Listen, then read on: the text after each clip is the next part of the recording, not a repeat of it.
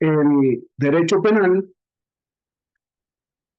estudiado desde la perspectiva de género, me obliga o nos obliga a comprender lo que he llamado o hemos llamado algunos en la pragmática del derecho penal el hecho precedente. ¿Qué significa el hecho precedente? La perspectiva de género nos enfrenta a tres posiciones. La primera posición es una posición ideológica.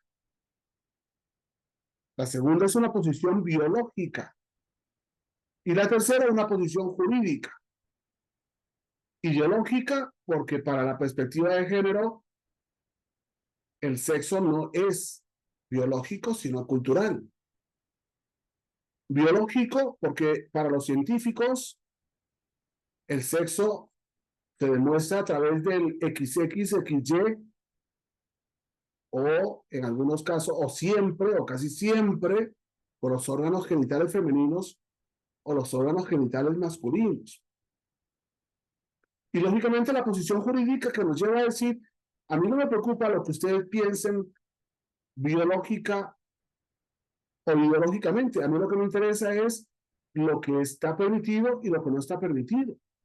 Y por eso el derecho penal habla de tipos penales, de conductas típicas, de autoría y de participación, de modo que entonces no caigamos en un problema ni biológico, ni científico, ni ideológico, sino en un tema jurídico.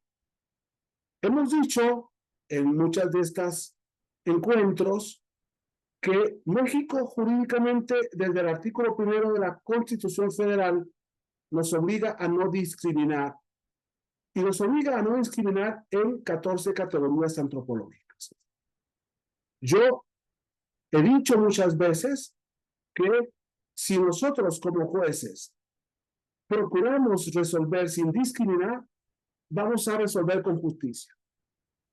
Por el contrario, cada vez que pienso y analizo cómo resolver en perspectiva de género, termino concluyendo que estoy resolviendo sin justicia o en contra de la justicia y por tanto discriminando.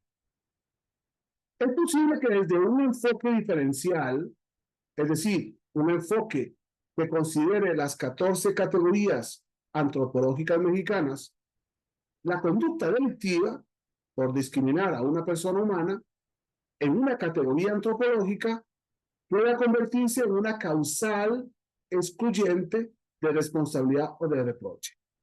Y entonces aquí tendríamos que decir, si es una mujer agredida la que mata a su esposo, ¿puede absolverse? Y yo daría la respuesta, sí, porque no podemos discriminar que esta mujer estaba actuando en defensa propia. Y ya no es un problema de perspectiva de género.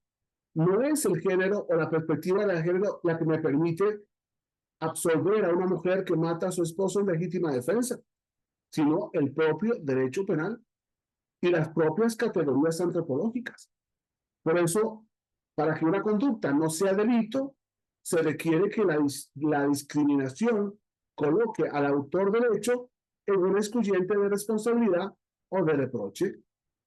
Si en razón de perspectiva de género hay un sujeto activo, empoderado contra un sujeto pasivo, vulnerable, si esta persona pasiva, vulnerable para defenderse de la agresión injusta de un sujeto activo, empoderado, mata, hiere, se defiende, no estamos ante un problema de perspectiva de género, estamos ante un problema de excluyentes de responsabilidad, legítima defensa, cumplimiento del deber, ejercicio de un derecho, no exigibilidad de otra conducta o ante un excluyente de reproche.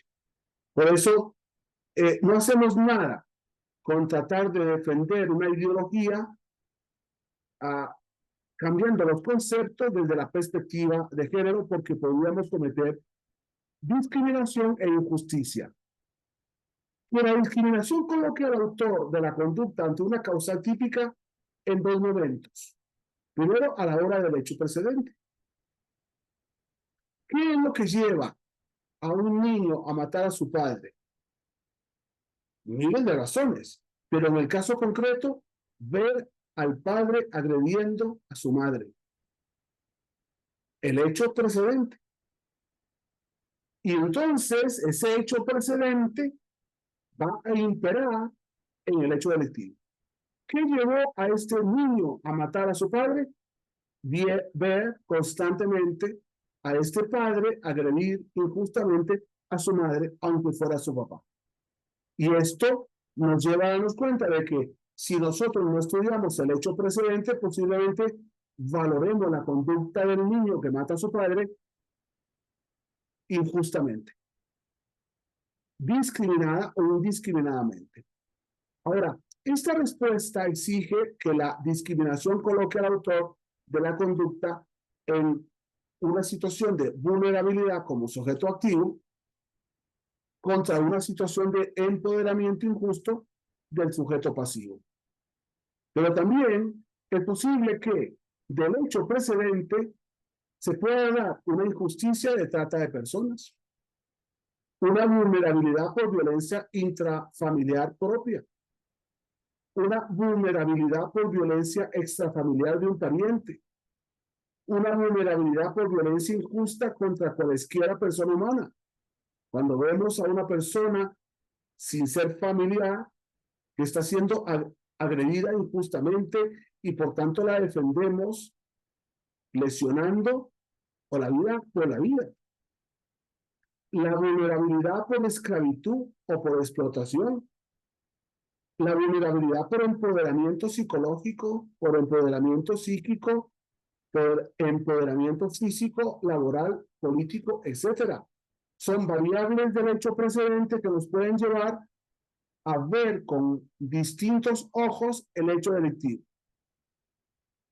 Por tanto, desde el hecho delictivo podemos ver lo que son los actos de defensa en lesiones, los actos de defensa en tentativa de homicidio, en actos de defensa en violación sexual, en actos de defensa en corrupción de menores, en abuso sexual, en sodomización, en pornografía intrafamiliar, en actos de violencia por actos sexuales contra la propia persona activa, en actos de violencia en defensa de agresión psicológica, psíquica, física, laboral, política.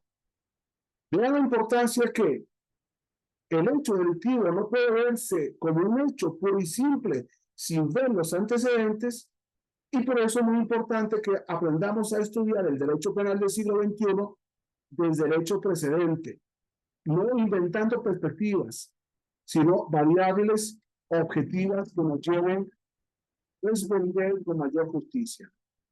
Por tanto, la respuesta exige que la discriminación coloque a la víctima de la conducta en una situación de empoderamiento injusto del sujeto activo o contra una situación de vulnerabilidad como sujeto pasivo.